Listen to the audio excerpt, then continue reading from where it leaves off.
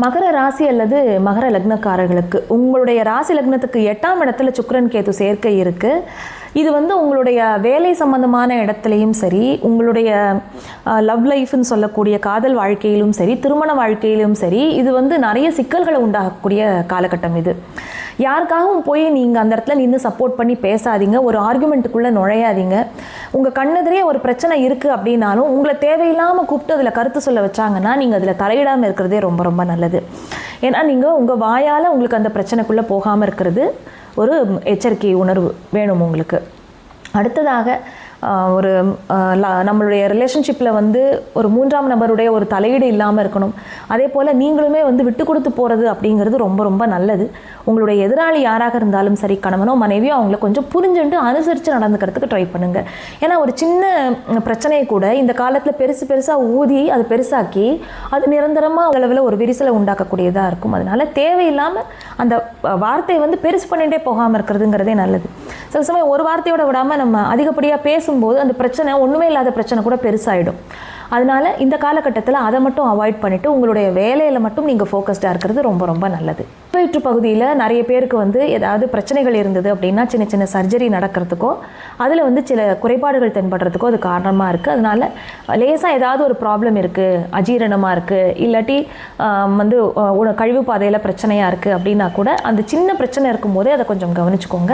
ஏற்கனவே டயபெட்டிக்காக இருக்கிறவங்களோ இல்லாட்டி வயிற்றில் ஏதாவது உபத்திரவங்கள் இருக்கிறவங்களா இருந்தாலுமே இந்த காலகட்டம் கொஞ்சம் மெடிக்கல் அட்வைஸ் உங்களுக்கு தேவைப்படும். ஸ்ரீ குருபியோ நமஹா. நெருப்பு வீடான சிம்மராசிக்குள்ள சுக்கிரனும் கேதுவும் இணைவு ஜூலை மாதம் 4ஆம் தேதியிலிருந்து ஆகஸ்ட் 1ஆம் தேதி வரை உங்களுடைய ஜனன ஜாதகத்தில் சுக்கிரன் கேதுவுடைய சேர்க்கை இருந்தாலும் சரி, நீங்கள் எந்த ராசி லக்னமாக இருந்தாலும் சரி, இந்த வீடியோவை முழுக்க பாருங்கள்.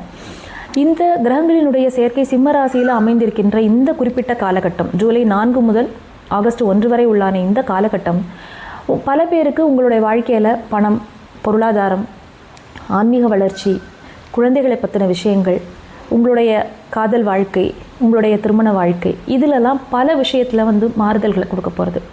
அந்த மாற்றங்கள் நல்லதாக இருக்குமா இல்லை ஏதாவது போராட்டங்கள் இருக்குமா அப்படிங்கிறத தெரிஞ்சுக்கணுன்னா முழுக்க இந்த வீடியோவை பாருங்கள். இது உங்களுடைய ராசி எதுவாக இருந்தாலும் சரி, லக்னம் எதுவாக இருந்தாலும் சரி, இப்போ மேஷ ராசி மிதுன லக்னம் அப்படின்னு இருந்ததுன்னா அந்த ரெண்டுத்துக்கும் உண்டான அந்த டீட்டெயில்ஸ் பார்த்துக்கோங்க.